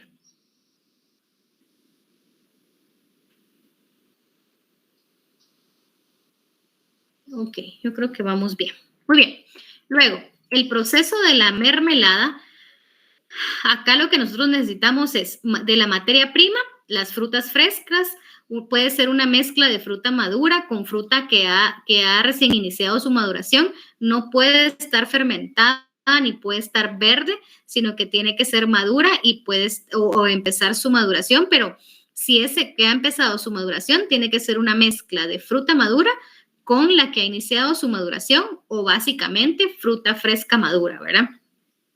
Azúcar blanca donde el 60% del peso total de la mermelada es azúcar blanca. Si es inferior a ese porcentaje, se fermenta. Y si es superior, se puede cristalizar el azúcar de la mermelada al almacenar. El porcentaje óptimo de azúcar invertido está comprendido entre el 35 y 40% del azúcar total en la mermelada. Al llevar a calentamiento se hace precisamente esto del azúcar invertido, ¿verdad? Pero no debe ser la totalidad del 60% de lo que se invierta, sino que debe ser entre el 35 y el 40% del azúcar total para que se haga una buena mermelada. Si la fruta está muy madura, esto no va a gelificar bien, no va a hacer bien la mermelada, ¿verdad? Acá también, ¿verdad? ¿Qué pasa si se fermenta? Pues ya hay crecimiento de hongos, ¿verdad? ¿Qué pasa si se cristaliza consumir ese producto, ¿verdad? Entonces, cuando nosotros, si ustedes observan, también hay presencia de ácido cítrico dentro de la mermelada, ¿verdad? Pero también tiene que ser en porcentajes bastante estrictos, precisamente para que no haya una inversión total del azúcar, ¿verdad? Sino que solo sea un pequeño porcentaje del azúcar total, ya que al haber ácido, en presencia de ácido, sí va a haber una inversión del azúcar como tal, una formación de azúcar invertido, ¿verdad? Entonces, por eso necesitamos tener condiciones de ácido cítrico estándar para que de esa forma se puedan llevar a cabo sin ningún problema. Muy bien. Luego tenemos acá que en el caso del ácido cítrico, pues se puede utilizar también jugo de limón, como hemos visto en otras oportunidades. La función del ácido cítrico en la mermelada es gelificar y dar brillo a la mermelada, mejorar el sabor y evitar la cristalización de azúcar que va a prolongar su vida útil. Lo que se agrega es 0.15 y 0.2 del peso total de toda la mermelada, ¿verdad? Como hemos visto las conversiones anteriormente. Para usar ácido cítrico, nosotros tenemos, ¿se recuerdan aquella conversión que vimos o aquella equivalencia que vimos de que 4 cucharadas de limón equivalen a una cucharadita de ácido cítrico, ¿verdad? Cuando no tenemos ácido cítrico en casa, podemos utilizar el limón. La pectina, pues depende del tipo y estado de madurez de la fruta. Se reblandece la fruta para romper las membranas de las células y así extraer la pectina natural de la fruta, ¿verdad? Aquí no es que se agregue más pectina, porque si ustedes se dan cuenta, no hay ningún porcentaje que agregar, sino que lo que se extrae es la pectina natural de la fruta. Por eso es que se reblandece la fruta a través de la cocción en este caso, ¿verdad? Luego tenemos nosotros acá que el conservador que se puede utilizar es el sorbato de potasio, el sorbato de potasio y el benzoato de sodio, y que más o menos es menor a 0.05% del peso total. Nos quedó claro que aquí la pectina que se utiliza es la natural de la fruta, mientras que en la jalea no, ¿verdad? En la jalea sí se agrega.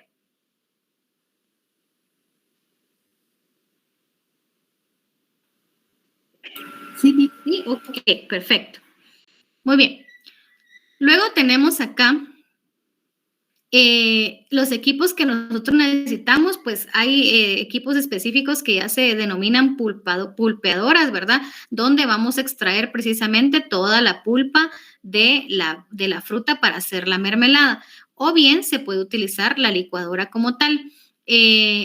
Pues la balanza, el refractómetro, el pHímetro o cinta indicadora de acidez y termómetro. Entre sus materiales pues están las ollas, recipientes plásticos, todo lo que nos sirve a nosotros para hacer picar y cortar toda la fruta, ¿verdad? Dentro de la elaboración tenemos que 8 pasos importantes, que son la selección de la fruta, que debe ser de rigurosa calidad, ¿verdad? Es decir, la selección tiene que ser tan rigurosa que la calidad se va a ver representada en ella, porque se tienen que sacar o seleccionar todas aquellas frutas que realmente estén firmes, que estén maduras, que no estén fermentadas, que no estén ya con indicios de descomposición, ¿verdad? Porque eso puede alterar la calidad de la mermelada. Tenemos que pesar todo, eso es bien importante porque eso es lo que nos va a permitir determinar el rendimiento y el porcentaje de los otros ingredientes. El lavado, pues que siempre sea con hipoclorito de sodio en concentraciones de 0.05 a 0.2. Es bien importante que nosotros también podemos someter al alimento a un proceso de escaldado entre lavado y pelado. No en todos los procedimientos que ustedes busquen van a encontrar ese paso, pero sí se puede hacer, que sería lavado, escaldado, puede ser manual o mecánico.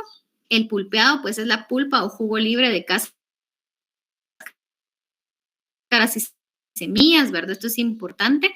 Se hace suavemente hasta antes de añadir el azúcar, precisamente por la rotura de membranas y la extracción de la pectina. Si nos damos azúcar antes de llevar a cabo esta precocción,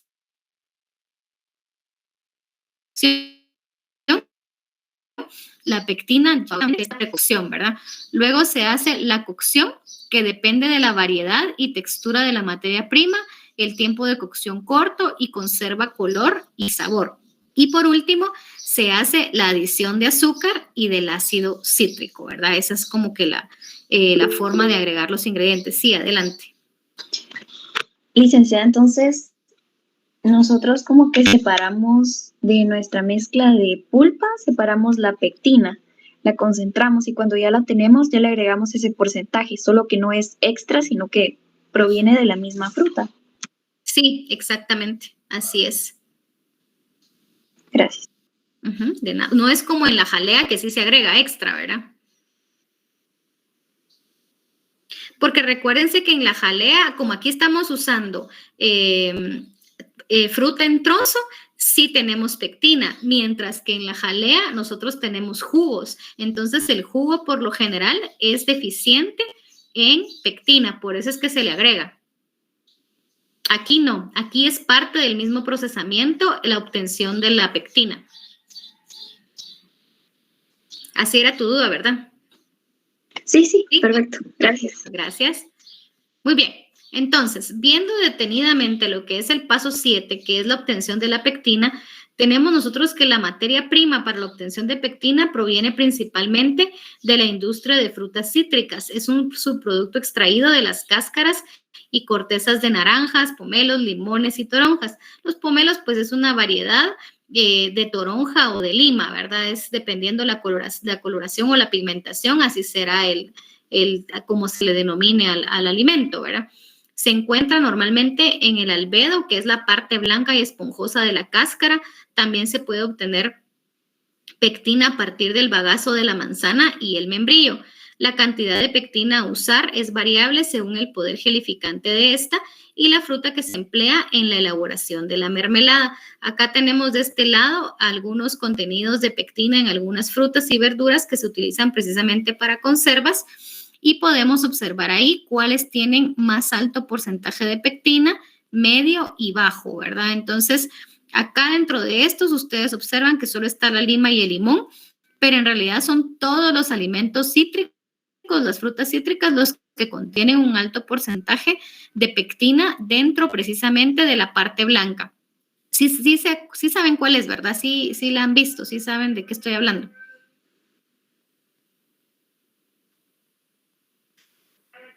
Muy bien. Sí, licenciada.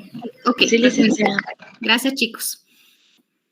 Muy bien. Entonces, luego tenemos para el paso 8, que es la adición de azúcar y ácido cítrico.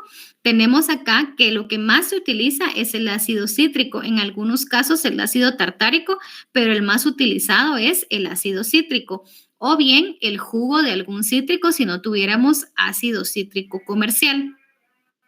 Donde tenemos esta relación de que 4 cucharadas de jugo de limón es igual a 1 cucharadita de ácido cítrico. Se puede utilizar también, en el caso del azúcar, una mezcla de azúcar y glucosa, pero ojo, porque la glucosa únicamente se utilizaría 10% del peso total del azúcar. Quiere decir que si yo voy a usar 300 gramos de azúcar, ¿cuánto le tengo que agregar? ¿Cuánto tengo que sustituir de glucosa por esos 300 gramos de azúcar? A ver, ¿quién me dice? Está fácil. 30.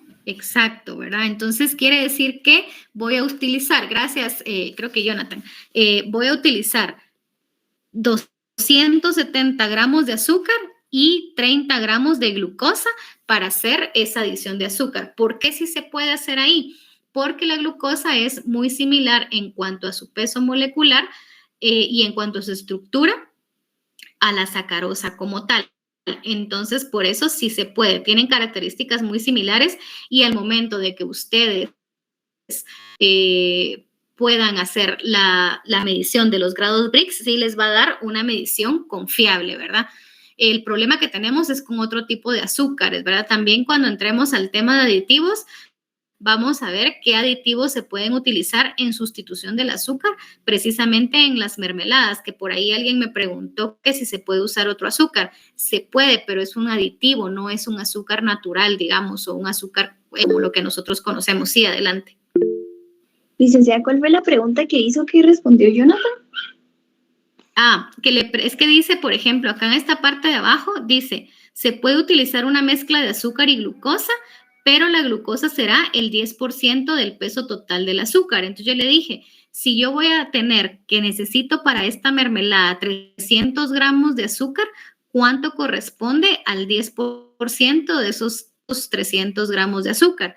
Y él me contestó 30 gramos de glucosa. Entonces yo le dije que tendría que usar entonces 270 gramos de azúcar más los 30 gramos de glucosa para siempre tener la proporción de 300 gramos de azúcar, así. Ya, y digamos, esa adición de glucosa no se considera dentro del porcentaje que tiene que tener de azúcar. Sí, que si al inicio yo necesitaba 300 gramos de azúcar, azúcar normal, y que yo quiero sustituir una parte con glucosa para que no sea tan dulce, entonces lo puedo sustituir de esos 300 gramos el 10% con glucosa, pero del peso total del azúcar que yo voy a usar. Por eso es que él me decía, son 30 gramos. Entonces ahí le quito 30 gramos de azúcar de la blanca y se lo sustituyo por los 30 gramos de glucosa. No sé si ahí. Sí, gracias. Ok, muy bien. En cuanto al ácido, tenemos nosotros acá que dependiendo la cantidad que yo voy a necesitar y el pH de la pulpa, así será la cantidad de ácido cítrico que voy a añadir por kilogramo de pulpa. Por ejemplo, vengo yo y hago mi medición con el refractómetro y me dice que el pH de la pulpa que yo ya extraje es de 3.6 a 4. Ese es el rango. Entonces yo me voy a ver aquí, dice que si mi pulpa está en un rango de 3.6 a 4, quiere decir que yo tengo que agregar de 3 a 4 gramos por kilogramo de pulpa. Entonces, si yo tengo 3 kilogramos de pulpa, ¿cuánto le tendré que dar de ácido cítrico? Si mi pH está entre 3.6 y 4. Si yo tengo 3 kilogramos de pulpa, ¿cuánto le tengo que agregar de ácido cítrico? Si usa 3, serían 9. Exacto, ¿verdad? De 9 a 12, ¿verdad? Esa sería. Muy bien.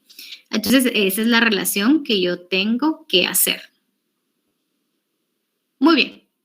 Luego, ¿qué tengo que hacer para ver si realmente ya llegué al punto final de cocción de mi mermelada? Bueno, hay tres pruebas básicas que son la prueba de la gota en vaso con agua, la prueba del termómetro y la prueba del refractómetro. Nosotros en el laboratorio pues tendremos que hacer la de la gota en vaso con agua porque es la que tenemos más más a la mano, o para quienes tengan termómetro.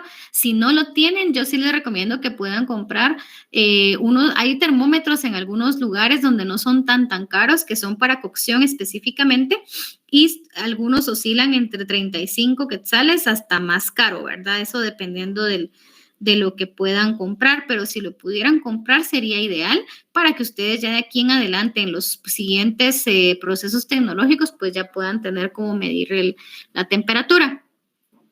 Y la prueba con refractómetro, pero que esa la vamos a hacer hasta que lleguemos a la universidad a hacer este taller que primero Dios logremos hacer en marzo. Entonces, la prueba de gota en vaso de agua lo que nos indica es que la gota de mermelada caiga al fondo del vaso sin desintegrarse. Yo les puse esta figura acá para que ustedes observen, por ejemplo, dice prueba de textura para mermeladas, dulces o siropes. Una buena mermelada que ustedes ya tengan en función va a ser así, así como esta de medio, ¿verdad? Donde las gotas no se desintegran, sino que caen completitas al fondo del vaso o se mantienen flotando en el vaso, pero sin desintegrarse. Si se llegan a desintegrar, quiere decir que todavía le falta llegar al punto importante de los 65 grados Brix a la mermelada. Esto es para otro tipo de productos como dulces y siropes, pero nosotros nos vamos a centrar en este de la mermelada. Luego, la prueba del termómetro es utilizando un termómetro de cocina graduado a 110 grados centígrados. Se introduce el bulbo, hasta cubrirlo con la mermelada y el tiempo final de cocción se da cuando la mermelada hierve a 104.5 grados centígrados o a 105, ¿verdad? Que hay termómetros pues que no tienen los 0.5 y a veces nos toca ver con enteros. Acá lo podemos observar cómo tendríamos que introducirlo para que nos marque a nosotros que si llega a 105 grados centígrados es que nuestra mermelada ya está lista para envasar. Ese es el indicador. Y el del refractómetro, pues que ese no lo podemos hacer en casa, pero que esperemos hacerlo más adelante, donde se extrae con una cuchara un poco de mermelada, estando en cocción, ¿verdad?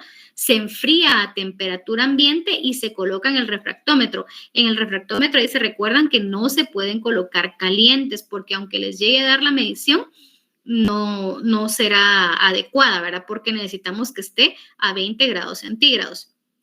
El punto final de la mermelada será cuando marque 65 grados Brix, momento en el cual debe pararse la cocción. Muy bien. Luego ya tenemos los procesos finales en cuanto a la mermelada, que serán el envasado, que se realiza en caliente también a temperatura no menor de 85 grados centígrados. Permite una fluidez y formación de vacío. Y la calidad del envase también tiene mucho que ver, ¿verdad? Que tiene que ser vidrio, la mermelada sí se llena hasta el ras del envase, ahí no hay ningún problema. El enfriado debe enfriarse después, una vez envasado, debe enfriarse rápidamente para conservar su calidad y asegurar la formación del vacío dentro del envase, se recuerdan, ¿verdad? En cambio, en el caso de la jalea, se tapa en caliente. En el caso de la mermelada se tiene que enfriar para poderse tapar y que haga la formación de vacío. Se realiza el enfriado con chorros de agua fría que a la vez nos va a permitir realizar la limpieza exterior de los envases. Luego se etiqueta, como nosotros ya sabemos, ¿verdad? Como se les explicaba anteriormente, incluir toda la información del producto, fecha de elaboración que tiene ese producto, ¿verdad? De qué está hecho, cuándo se hizo, ¿verdad? La hora incluso a la que se hizo. El producto debe ser almacenado adecuadamente para garantizar la conservación hasta el momento de su comercialización o de su consumo, ¿verdad? Esto es como los pasos finales. Muy bien. Acá solo les dejo lo que es el diagrama de proceso de la mermelada, pues es todo lo que les he explicado, solo que ya en un diagrama más estructurado para que ustedes lo puedan observar. Este es un diagrama de procesos nada más, ¿verdad? No es como el que ustedes hacen en su reporte ya con todo lo de la simbología, pero este es para que ustedes lo vean cómo son los pasos y qué se puede trabajar. Bueno, Vamos a ver rápidamente lo que son la elaboración de compotas. Este proceso es muchísimo más sencillo, por eso lo dejé de último. Donde básicamente las compotas es el producto preparado con un ingrediente nada más, que es la fruta entera, la fruta en trozos, pulpa o puré de frutas, zumo de frutas o zumo de frutas concentrado, mezclado con un edulcorante, carbohidrato, con o sin agua y elaborado para adquirir una consistencia adecuada. La consistencia que ustedes ven acá es como ver un puré, ¿verdad? O como nosotros decimos una compota, pero que no tiene los trozos como tal de la fruta, ¿verdad? Sino que es como un puré más líquido, que es una consistencia diferente, como un puré, ¿verdad? La apariencia, como bien dice acá, es tanto buscar la palabra adecuada, y aquí está, es una apariencia natural cremosa, es cremosita, ¿verdad? El color que tiene acá, pues esto se mide con luminiscencia, ¿verdad? Por eso están estos datos acá. Este es el equipo con el que se mide, que es Hunter Lab. Los grados Brix es poquito, si ustedes observan, de 22 a 24, porque realmente no tiene una gran cantidad de azúcares como lo tienen las mermeladas y las jaleas. El pH pues oscila entre 4.7 a 5, la acidez entre 0.25 a 0.40, la consistencia, que es lo que me va a decir esta consistencia cremosa, está medida aquí con un consistómetro que es el de Bostwick, ¿verdad? Que es entre 3 a 8 centímetros por 30 segundos. Ese sí se los enseñé la vez pasada en una de las clases. Semillas, pues no aplica. Y la microbiología que debe tener, que básicamente es que esté estéril, ¿verdad? El almacenamiento, a cuánto debe estar, y el tiempo de vida, que es de 12 meses, ¿verdad? Entonces, eso es lo que nosotros tenemos que observar cómo se trabaja. Este es el diagrama de procesos que se trabaja en este tipo de compotas. Si ustedes se dan cuenta, no es mayor trabajo el que hay que hacer, ¿verdad? No es una adición excesiva de lo que es el azúcar como tal. Y esto pues ya lo vamos a ver más a detalle en el laboratorio cuando ya se hagan las prácticas, ¿verdad? Entonces, eso es las diferencias importantes. Los procedimientos más complejos son de las jaleas y de las mermeladas. Entre lo que nosotros necesitamos de equipos ya a nivel industrial está esta envasadora rotatoria, que es utilizada para recipientes grandes, que es el traslado también del colado para su posterior empaque individual, porque pues es bastante cremosa la textura. Tenemos también estos tanques de mezcla, latitas, que son unas ollas grandes a vapor que se utilizan, la llenadora, la selladora, un pasteurizador y la etiquetadora, ¿verdad? Para almacenar y para producir estos alimentos. Muy bien. Estos son algunos de los tipos de empaque que se utilizan, que pueden ser los empaques al vacío, ¿verdad? Y los empaques como estos de más flexibles, ¿verdad? Que se utilizan también. Entonces, los dos cumplen con las diferentes condiciones de empaque para mantener el alimento hasta por 12 meses de vida, ¿verdad? Entonces, no sé si tienen alguna duda o alguna pregunta, ya sea de las compotas o de las mermeladas o jaleas.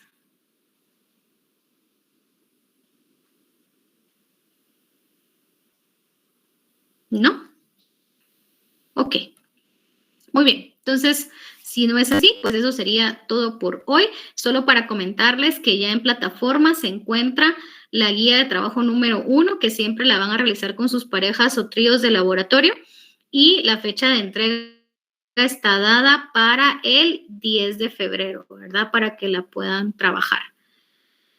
Muy bien. Entonces, eso sería. Presenta una pregunta. Disculpe, Lica. Sí, aprovecho para recordar, si no han marcado asistencia, por favor, ahí están los links. Si no, aquí pregunta María Victoria, ¿qué características debe tener el termómetro para su compo? Básicamente que sea de cocina, de cocción, para que sea resistente a temperaturas altas o temperaturas muy, muy frías. Digamos, no sé, ¿de dónde vives tú? ¿Quién me preguntó, perdón?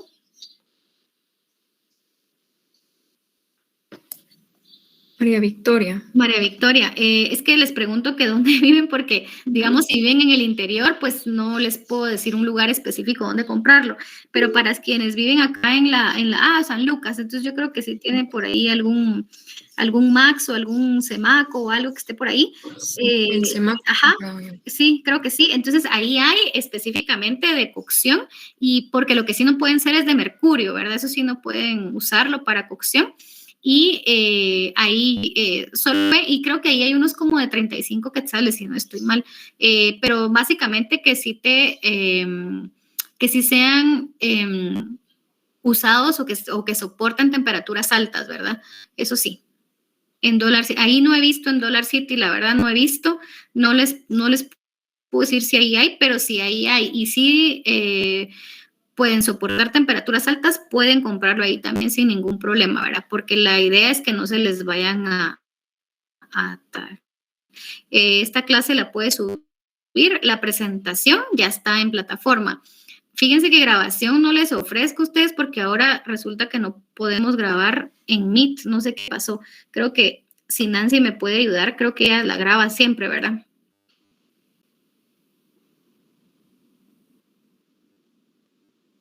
Va, súper. Muy bien. ¿En dónde dijo Lick? En Semaco, en Max, en Dollar City, que por ahí nos dijeron también que no sé si ahí hay, pero también ahí pueden buscar, ¿no? En Max o en Semaco, en Walmart creo que también, o en Pais he visto. En La Torre no he visto, la verdad, pero en esos lugares que están como más, ¿cómo se llama el termómetro? Es termómetro de cocción.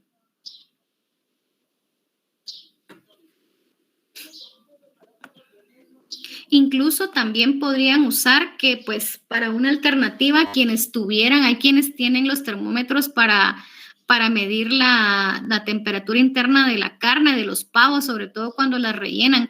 No es lo más recomendable para este tipo de productos, pero pues una alternativa que pudieran utilizar.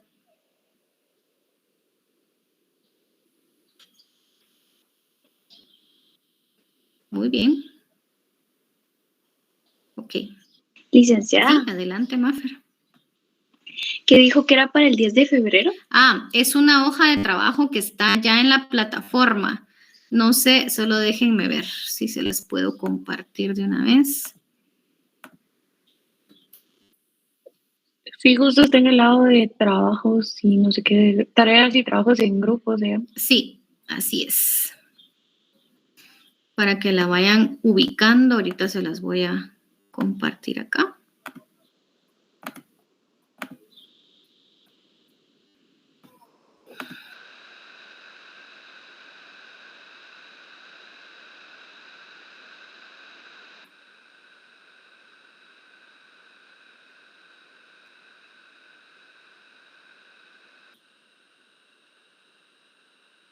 Acá está.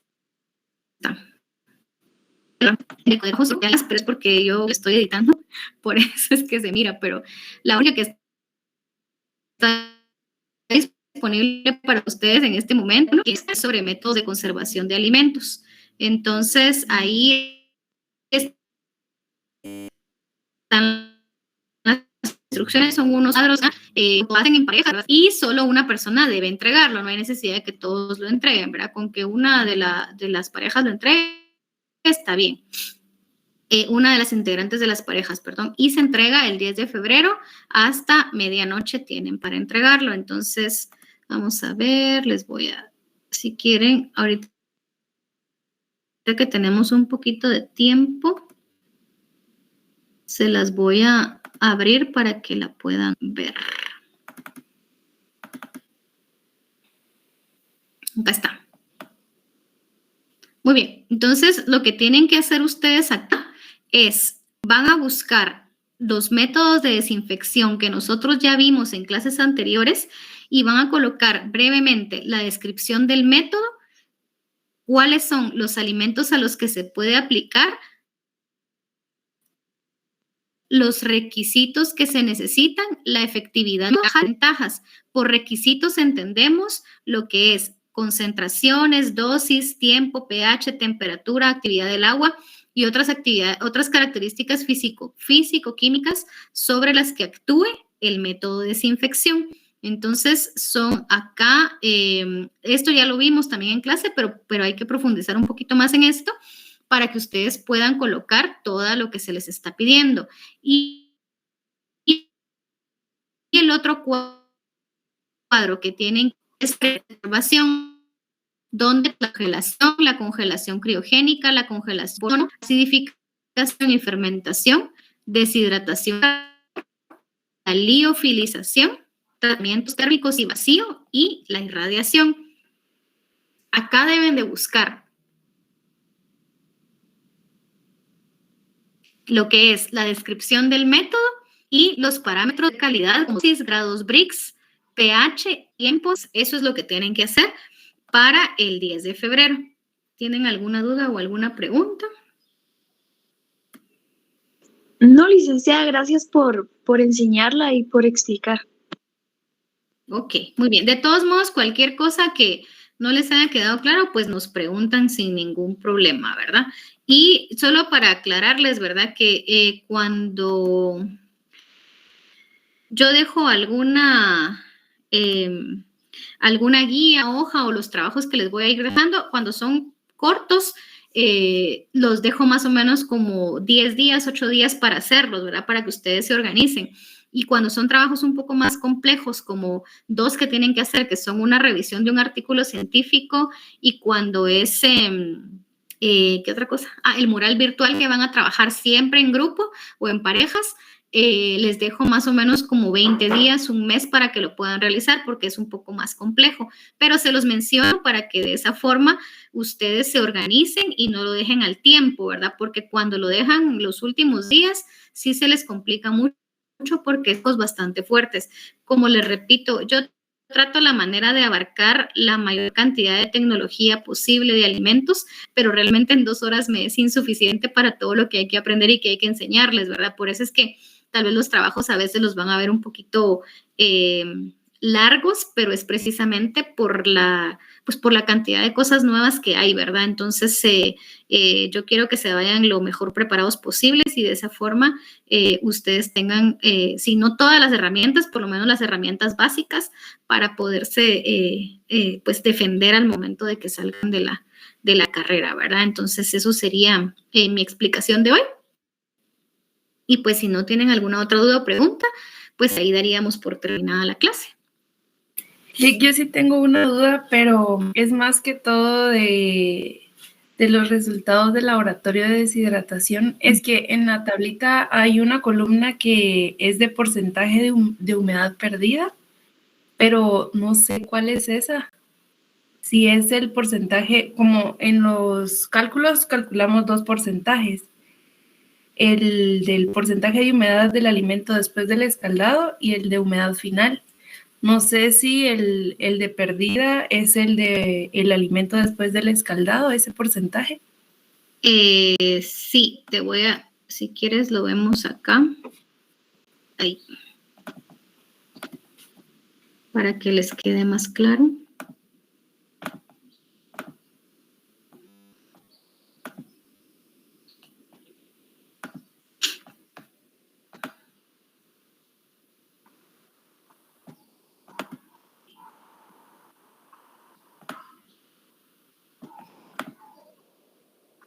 Tú dices acá, ¿verdad? Andrea, el porcentaje de humedad perdido, este. Sí, ajá. Sí, acá está, vamos a ver.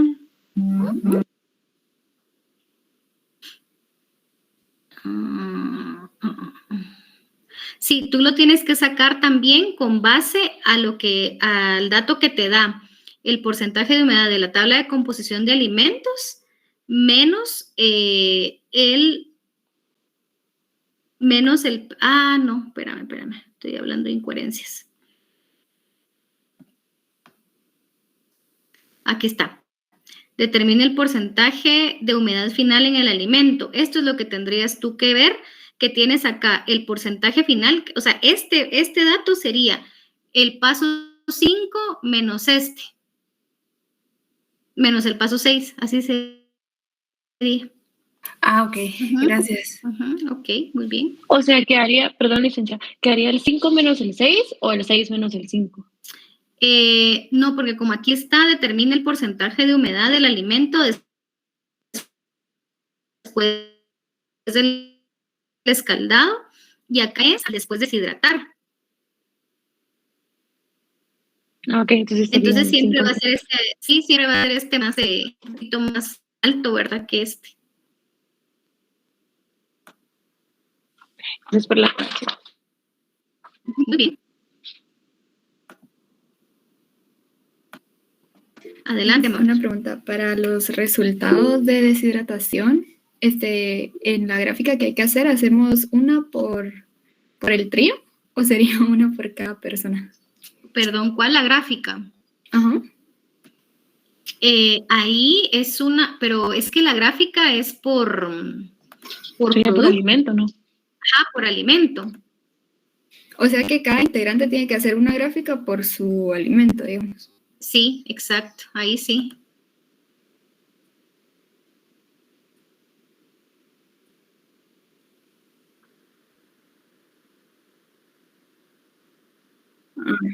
Y las...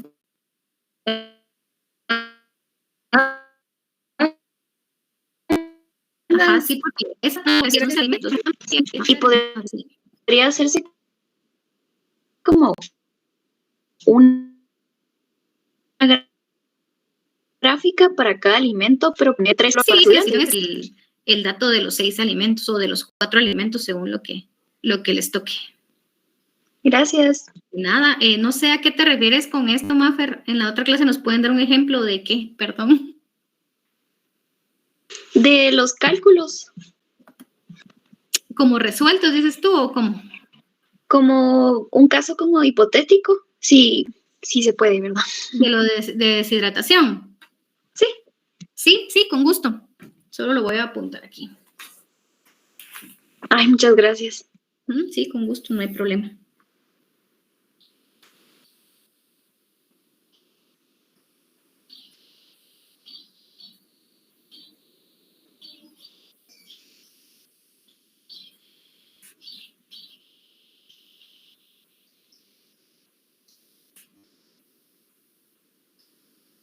Muy bien. ¿Alguien más? ¿No? Ok, muy bien. Estamos entonces. Muy bien, chicos, me dio gusto verlos. No sé si ya mandaste el link, ¿verdad, Desiree? Sí, ya está ahí. Perdón, sí, Rick, aquí estoy. Ok, Sí, gracias. yo lo mandé y bueno, chicos, sí, yo ya lo voy a cerrar ahorita. Ok, Igual ya terminó la clase. muy bien. Gracias, chicos. Feliz día. Tarde.